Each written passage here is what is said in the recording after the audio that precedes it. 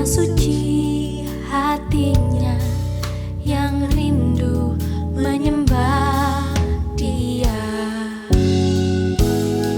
Sembah Yesus, sembah Yesus, ku sembah kekudusan nama-Mu.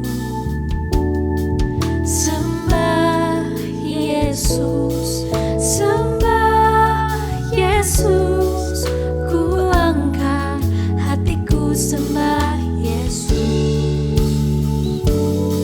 Sembah Yesus, sembah Yesus, ku sembah kekudusan nama-Mu. Sembah Yesus, sembah Yesus, ku angkat hatiku sembah Yesus.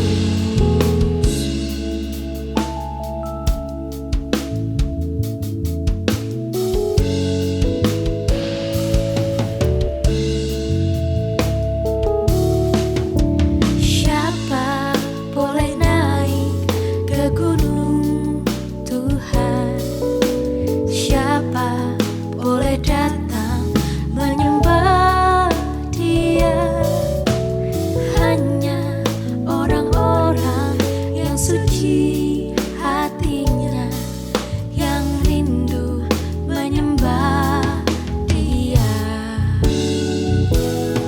Sembah Yesus, sembah Yesus, ku sembah kekudusan nama-Mu.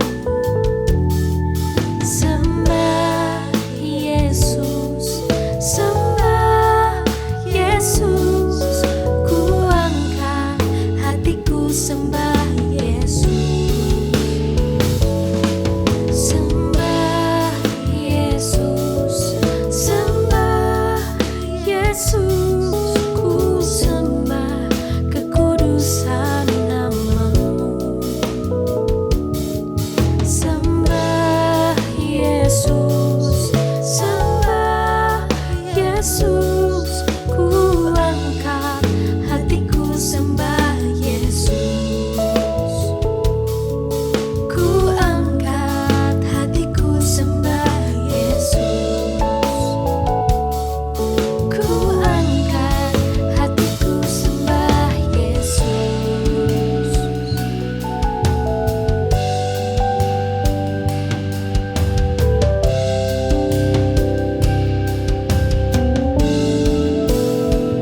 Ku bersedia hidup kudus tak bercela, takkan lagi dalam percintaan dunia.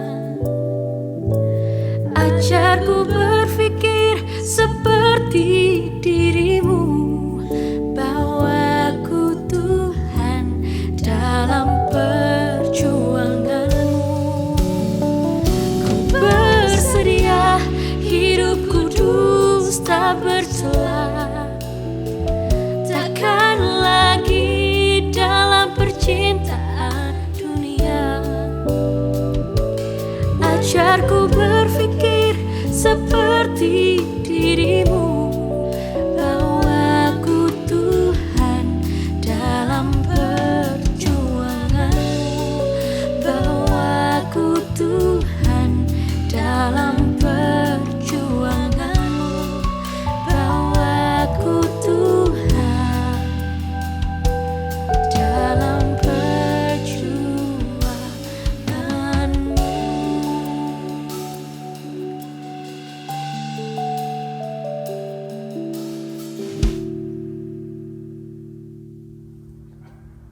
Shalom CDC, senang banget bisa ketemu lagi di ibadah hari Minggu ini. Yuk kita mulai ibadah kita. Kita siapin hati kita siapin semua konsentrasi dan perhatian kita buat mendengar firman Tuhan. Kita berdoa sama-sama.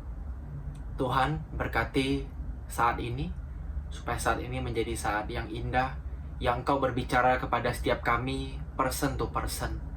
Setiap pribadi Tuhan sentuh, setiap pribadi Tuhan lawat, dan kami bisa mengenal Engkau lebih baik, dan kami bisa mengetahui apa yang Kau kehendaki bagi kami.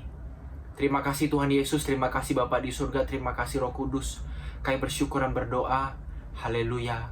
Amin. Oke, CDC.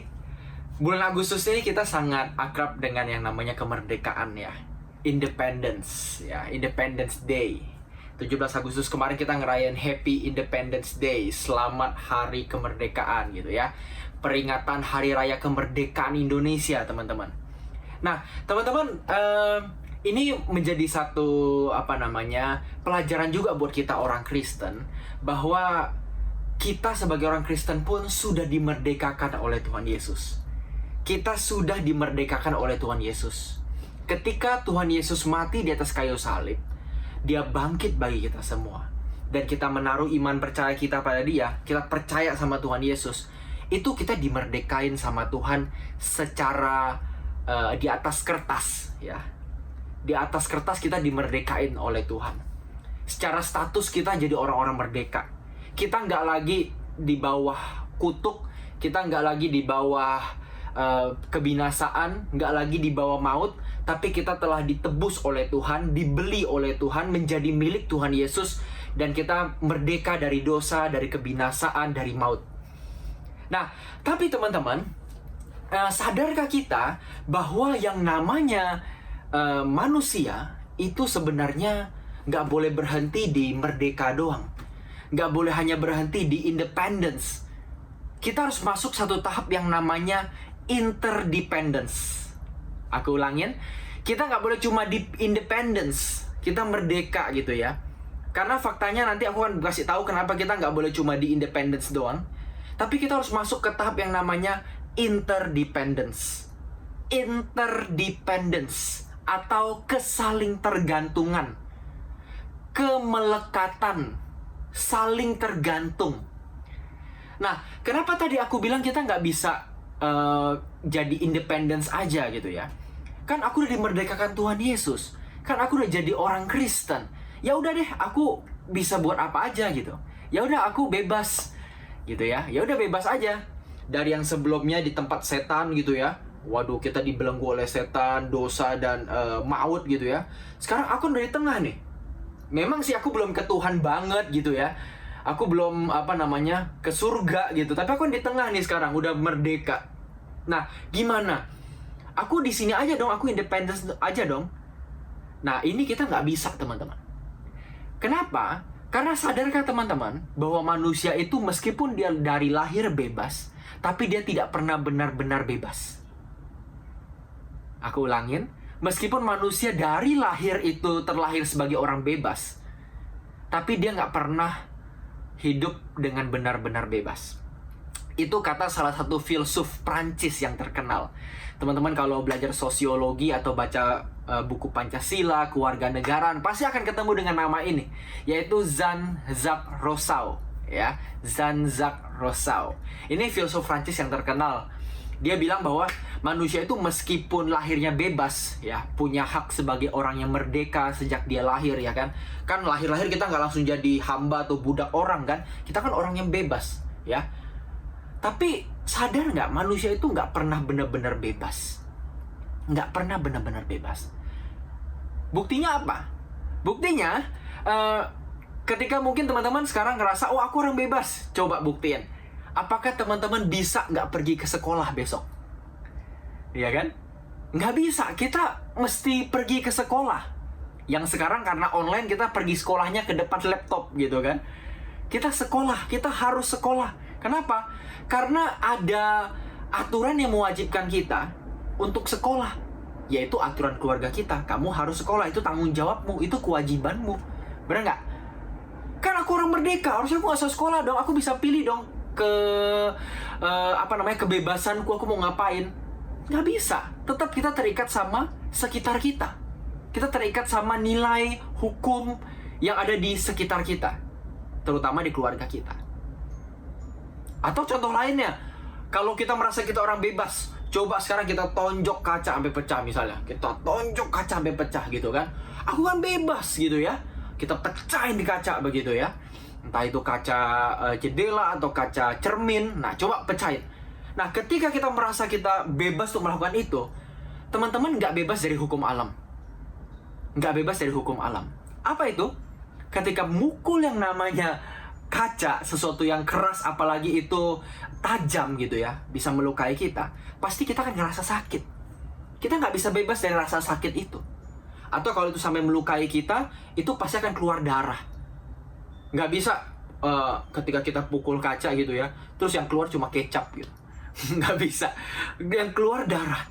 Dan kita akan ngerasa sakit.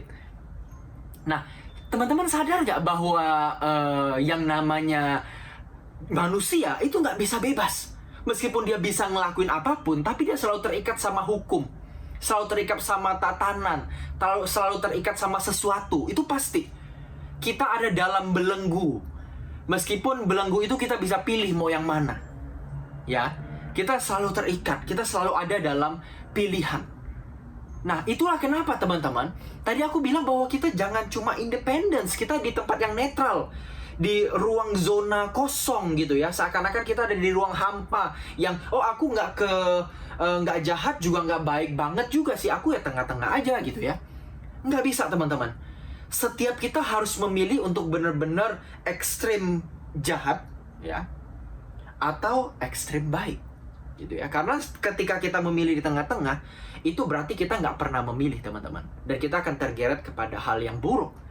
Karena kita hari ini menghadapi banyak lingkungan kita kan banyak yang mengajarkan atau mempengaruhi kita untuk memberikan pengaruh-pengaruh buruk ya kan, kebiasaan-kebiasaan buruk itu banyak banget. Itu banyak banget. Itulah kenapa kita bilang jangan samakan dirimu dengan dunia. Jangan sampai kamu serupa dengan dunia. Dalam hal ini dunia maksudnya yang buruk ya. Meskipun dunia itu bukan satu hal yang negatif di mata Tuhan. Karena Tuhan juga mengasihi dunia. Yohanes 3:16 ya kan. Tuhan juga mengasihi. Tapi maksudnya ketika kita nggak boleh serupa dengan dunia, jangan sampai kamu gara-gara kamu nggak milih, akhirnya terseret masuk ke dalam hal yang buruk gitu. Nah, itulah kenapa teman-teman tadi aku ajuin kita nggak bisa di tengah-tengah. Habis merdeka dari sini ya, wah aku udah merdeka. Sekarang kita di sini nih.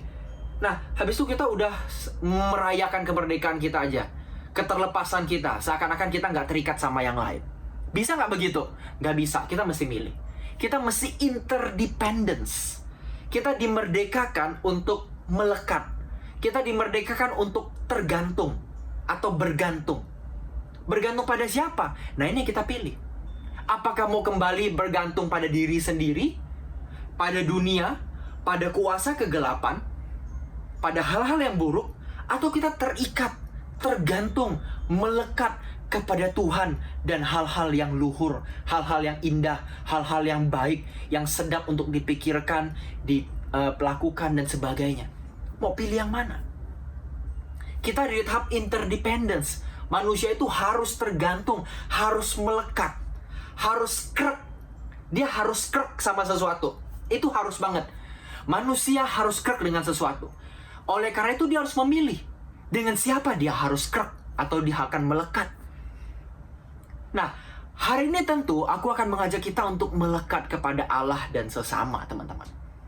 Bukan melekat pada diriku dan pada dunia. Bukan melekat pada diriku dan hal yang buruk. Bukan pada egoku dan pada kejahatan. Tapi kepada Allah dan kepada sesama. Nah, bagaimana itu maksudnya? Nah, teman-teman, yuk kita belajar dari Alkitab. Kita mau tahu apa yang Tuhan maksudkan gitu ya. Apa yang Tuhan kehendaki bagi kita. Setelah kita dimerdekakan oleh Tuhan Yesus, kita menerima Tuhan Yesus sebagai Tuhan dan Juru Selamat, apa artinya kemerdekaan itu? Tadi kita udah ngomong bahwa arti kemerdekaan itu membawa kita pada ketergantungan, kemelekatan, atau interdependence. Nah, tapi yang macam mana? Pertama, melekatlah kepada Allah. Kita buka di 1 Petrus. 1 Petrus pasal 2. 1 Petrus pasal 2 ayatnya yang ke-16. 1 Petrus pasal 2 ayat 16. Hiduplah sebagai orang merdeka dan bukan seperti mereka yang menyalahgunakan kemerdekaan itu untuk menyelubungi kejahatan-kejahatan mereka. Tetapi hiduplah sebagai hamba Allah. Nah, teman-teman, perhatiin nih baik-baik. Kita diajarin oleh Petrus melalui suratnya. Hiduplah sebagai orang merdeka. Artinya kamu bisa milih. Dan bukan seperti mereka yang menyalahgunakan kemerdekaan. Artinya mereka bisa milih. Ketika mereka salah menggunakan kemerdekaan itu, artinya mereka nggak pakai itu untuk mengabdi pada Allah, untuk melekat pada Allah, tapi melekat pada dirinya sendiri dan hawa nafsu, keinginan yang tidak tepat, keinginan dosa, kesalahan, kejahatan. Dia nempel sama yang itu. Dia nggak menempelkan dirinya pada Tuhan, melekatkan dirinya pada Tuhan, tapi melekatkan dirinya pada dirinya sendiri, keinginannya sendiri. Nah, ini Petrus bilang ke kita, hidup sebagai orang merdeka yang tidak menyalahgunakan kemerdekaan, tetapi hidup sebagai hamba Allah. Sebagai hamba Allah. Apa hamba Allah dalam konteks 1 Petrus 2 ini? Apa sih maksudnya hamba Allah? Apa kita tiap hari melayani di gereja? Kita jadi pendeta? Kita kerja di gereja? Jadi budak gitu ya, atau hamba gitu? Bukan, teman-teman. Hamba Allah di sini kalau kita baca, ini bicara soal orang yang menggunakan kebebasannya. Orang yang menggunakan kebebasannya untuk mengabdi pada Allah dengan melakukan perbuatan-perbuatan yang baik, perbuatan-perbuatan yang benar. Bukan perbuatan-perbuatan yang senangi diri, yang diinginkan oleh diri kita sendiri. Ukurannya bukan kesenanganku, bukan kenikmatanku, tetapi adalah kesenangan Allah, kenikmatan Allah, kebaikan di mata Allah. Apa yang baik di mata Allah, apa yang berkenan. Bukan apa yang jahat, bukan apa yang aku senangi, apa yang aku nikmati semata gitu kan. Bukan artinya kenikmatan salah ya. Tapi di sini Petrus mau mengajar kita satu next level. Bahwa ketika kita sudah merdeka, sekarang saatnya kita melekat pada Allah. Petrus menggunakan kata hamba Allah. Artinya orang yang mengabdi pada Allah, melakukan kehendak Allah, melakukan apa yang baik demi kemuliaan Tuhan. Jadi apa yang baik, apa yang benar itu bukan apa yang nyaman buat kita, apa yang bukan menyenangkan bagi kita. Kadang-kadang apa yang menyenangkan kita, nikmat bagi kita belum tentu benar, teman-teman. Apa yang benar itu belum tentu senang dan dinikmati oleh diri kita. Kadang-kadang dia bisa menjadi sesuatu yang mungkin menyakitkan buat kita. Ya, menyakitkan buat kita. Ketika kita harus menggunakan waktu kita, misalnya ya, tidak hanya melulu untuk bermain game, meskipun bermain game itu juga tidak salah. Kita harus meluangkan waktu itu untuk belajar, bagi waktu untuk keluarga, mungkin bagi waktu untuk berdoa, untuk baca Alkitab, untuk beribadah. Itu kadang-kadang nggak terlalu nyaman. Enakan mungkin main, ngobrol sama temen ya, video callan. Tapi itu bukan sesuatu yang menjadi tolak ukur. Yang menjadi tolak ukur adalah apakah itu berkenan di hati Allah? Apakah itu membuat kita semakin melekat di hati Allah? Semakin menyenangkan Allah? Apakah yang kita lakukan itu menjadi keharuman? Ketika orang lain melihat kita, melihat apa yang kita lakukan, mereka memuliakan Allah. Mereka bilang, wah ini orang hebat ya. Ini orang hebat banget. Dia hidupnya baik banget ya.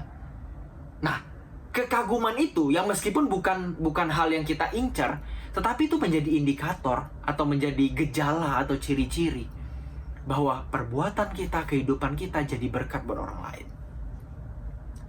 Jadi, kalau orang mau jadi hamba Allah, dia mesti lepas dari dirinya sendiri dulu. Bukan menurut dia apa yang senang, apa yang membahagiakan, tetapi apa yang membahagiakan bagi Allah. Apa yang berkenan dari hadapan Allah. Nah, itu kan masih abstrak ya. Waduh, gimana tuh? Emang kita bisa mendengar suara Allah? Emang kita bisa tahu apa yang Allah inginkan? Teman-teman, jangan jauh-jauh. Alkitab yang kita pegang, Alkitab yang kita miliki hari ini, itu juga merupakan tuntunan Allah.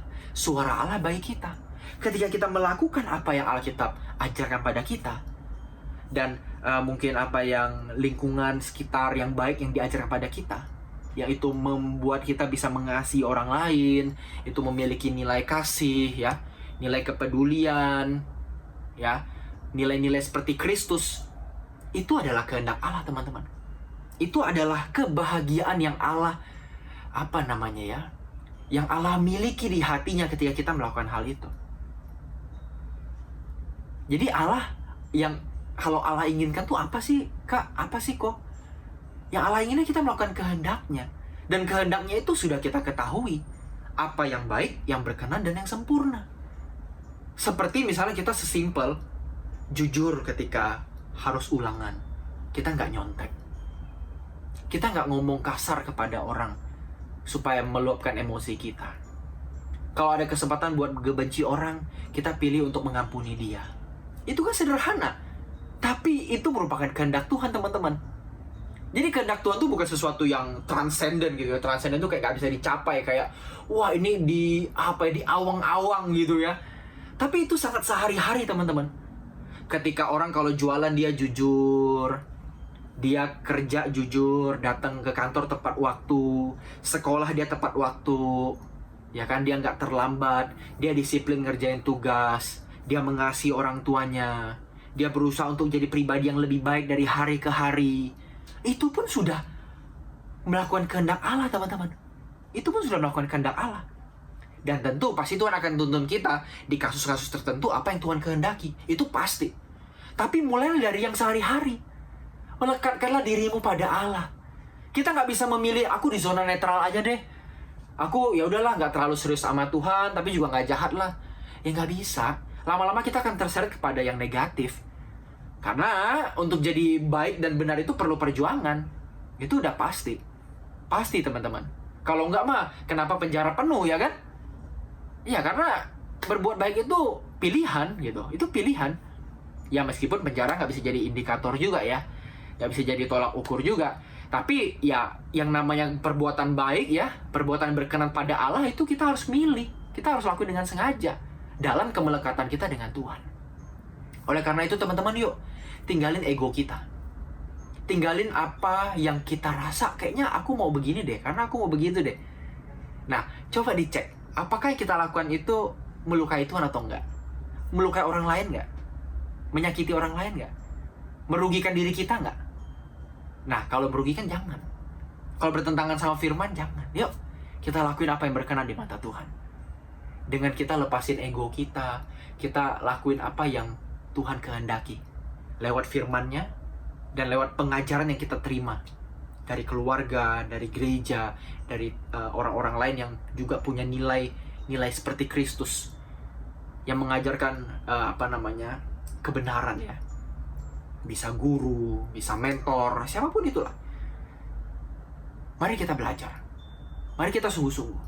Karena ini pilihan. Melekatlah pada Allah. Melekatlah pada Dia. Kita nggak bisa di zona netral. Kita harus melekat pada Allah, bukan pada dunia, bukan pada diri sendiri, bukan pada kerajaan kegelapan, tapi pada Allah. Itu yang pertama, melekat pada Allah.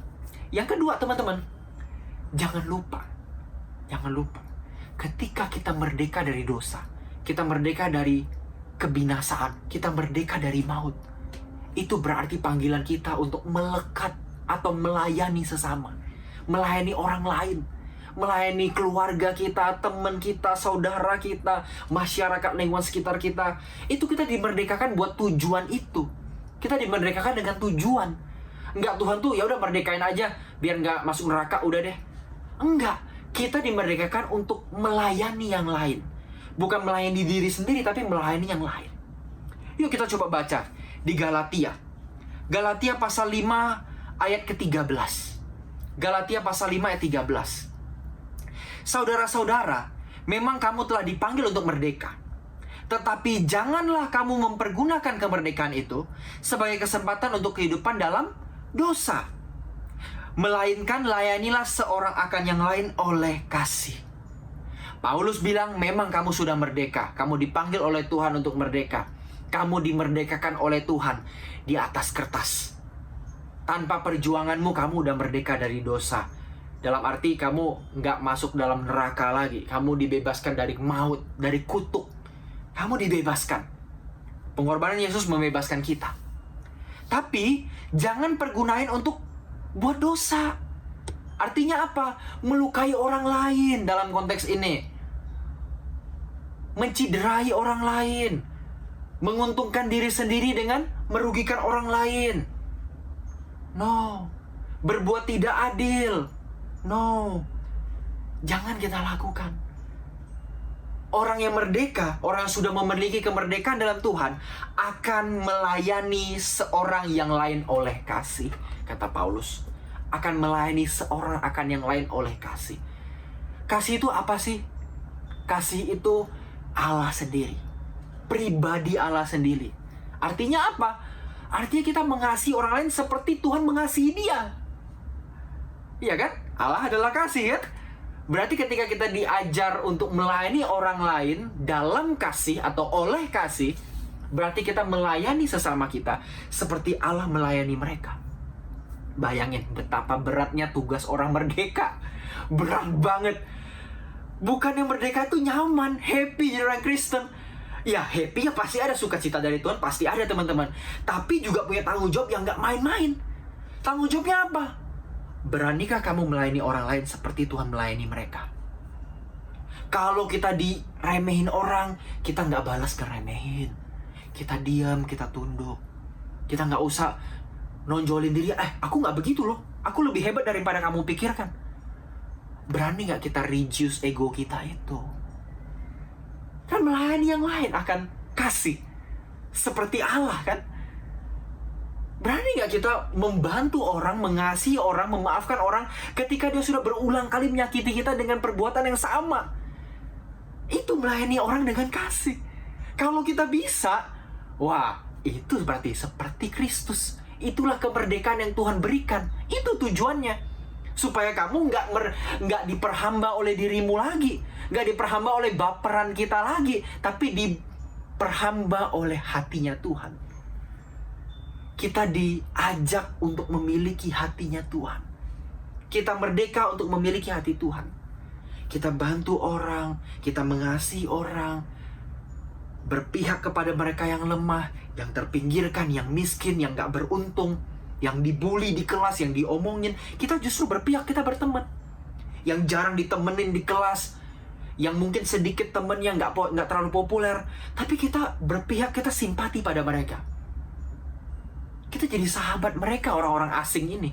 Orang-orang yang mungkin gak dipandang. Kita bersahabat bukan karena lu terkenal gak di sekolah. Kalau gue bersahabat sama lu, apa yang bisa gue peroleh? No, kasih Yesus gak begitu. Dalam persahabatan kasih Yesus kita temukan, dia bersahabat dengan para pendosa. Orang-orang yang terpinggir, orang-orang yang gak populer. Dengan kata lain, ketika Yesus melayani orang lain yang terpinggir itu, dia siap untuk hidup demi sesuatu yang gak populer. Yesus bersedia hidup bagi sesuatu yang tidak populer. Ketika kita melayani orang lain dengan kasih, berani gak kita melayani atau hadir bagi mereka yang mungkin gak populer? Dan kita hidup dalam ketidakpopuleran. Gak terkenal. Bukan teman yang keren di sekolah gitu ya. Kan ada kan teman-teman di sekolah tuh yang keren banget kan. Kalau kita temenan sama mereka rasanya keangkat popularitas kita kan. Rasanya keren di mata orang. Tapi ada seseorang atau berapa bagian orang yang kayaknya nggak keren di kelas atau di sekolah. Berani nggak kita juga meluaskan pergaulan kita ke mereka? Kalau kita berani, itu berarti kita melayani orang lain seperti Yesus melayani. Seperti Tuhan melayani. Dan ini yang disebut dengan melekat dengan sesama. Orang yang udah merdeka, itu artinya dia udah selesai dengan dirinya sendiri. Dia udah selesai dengan ambisinya, dengan popularitas, dengan gengsi. Dia sekarang melayani orang lain tanpa batas seperti Yesus melayani dirinya. Seperti Yesus melayani dirinya, dia sadar bahwa dia harus melayani orang lain tanpa batas pula. Oleh karena itu, untuk memiliki ini gak gampang. Ini perlu proses. Tapi yuk, mulai dari hari ini, beranikah kita untuk hadir di tempat-tempat orang yang mungkin gak populer? Mereka yang mungkin melukai kita, buat kita sakit, buat kita gak nyaman. Tapi berani gak kita tetap ada buat mereka? Kalau Yesus hadir di dunia ini, ya mungkin dia gak akan ke Jalan Sudirman, gak akan ke perkantoran gedung-gedung besar di Sudirman. Sudirman itu jalan yang elit lah di Jakarta ya, yang ada gedung-gedung tinggi, perkantoran-perkantoran yang keren-keren gitu ya, tempat orang-orang kantoran yang mantep gitulah ya. Yesus mungkin gak di situ. Yesus mungkin akan dibawa kolong-kolong jembatan, akan ada di rumah-rumah panti asuhan, rumah yatim piatu dan sebagainya. Nah, beranikah kita melayani orang lain seperti Kristus sudah melayani kita?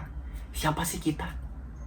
Kita, maaf ya, kita ini sampah yang Tuhan pungut. Kita ini babi yang Tuhan kasih mutiara. Kita sebenarnya gak pantas, kita gak layak. Tapi Tuhan melayani kita, bahkan dengan nyawanya. Sekarang berani gak kita melayani orang lain dengan seluruh hidup kita? Kalau kita berani, itulah kemerdekaan dalam Tuhan. Itulah kemelekatan kita. Kita interdependence dengan Tuhan dan sesama. Makanya gak bisa dipisahin antara orang yang mengasihi Tuhan sama mengasihi sesama. Itu gak bisa dipisahin. Itu satu hal yang sangat, sangat tergabung. Gak bisa dipisah-pisah. Aku melayani Tuhan aja tapi gak mau terlalu gimana sama sesama. Gak bisa. Barang siapa yang tidak mengasihi yang dilihatnya, gak mungkin mengasihi yang tidak dilihatnya. Kalau gak mengasihi orang yang terlihatan, manusia di sekitar kita, gak mungkin kita mengasihi Allah. Dan sebaliknya, orang gak mungkin dibilang mengasihi Allah kalau dia gak mengasihi saudara-saudaranya. Yuk teman-teman, beranikah kita untuk hidup dalam kemerdekaan yang sesungguhnya? Tuhan sudah merdekakan kita. Kita diberi status orang merdeka. Tapi kita masih ada kodrat dosanya loh. Kita masih ada kemelesetan loh. Yaitu kadang-kadang kita balik pengen nyimuasin diri sendiri. Balik cuma pengen temenan sama mereka yang populer. Nggak mau berpihak sama mereka yang tertindas. Kita kadang-kadang punya ego itu. Berani nggak kita merdeka dari ego itu untuk benar-benar jadi orang yang merdeka?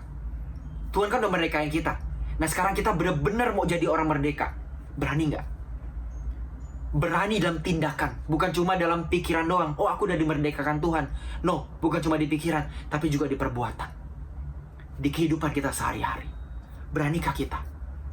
Kalau berani, yuk, aku ajak kita doa bareng. Kita sama-sama buatin tekad kita. Supaya kita benar-benar jadi anak-anak muda yang militan, yang bergantung melekat sama Tuhan. Melekat sama sesama kita. Bukan sama diriku sendiri. Bukan sama egoku. Bukan kepentinganku. Apalagi kepentingan yang jahat. Enggak. Kepentingan Tuhan dan orang lain di atas segalanya. Yuk kita berdoa. Tuhan, ini kami mau melekat pada Tuhan. Terima kasih sudah merdekain kami dari kutuk dosa dan maut. Sekarang kami mau mengabdi pada Tuhan. Pakailah kami, terimalah kami Tuhan. Mulai saat ini kami akan melakukan apa yang Kau kehendaki. Apa yang Kau firmankan akan kami lakukan. Kami akan berpihak, kami akan berada bersama-sama dengan orang-orang yang Kau titipkan pada kami Tuhan. Dengan mereka yang Kau berikan pada kami untuk kami dampingi bersama. Untuk kami hidup bersama Tuhan. Kuatkan kami, yakinkan kami terus, supaya kami terus bersama dengan Engkau. Dan yang paling penting Tuhan, sempurnakan kami semakin hari semakin seperti Engkau. Ini yang kami rindukan. Sampai kami pulang ke surga. Terima kasih Tuhan, kami bersyukur dan berdoa. Amin. God bless.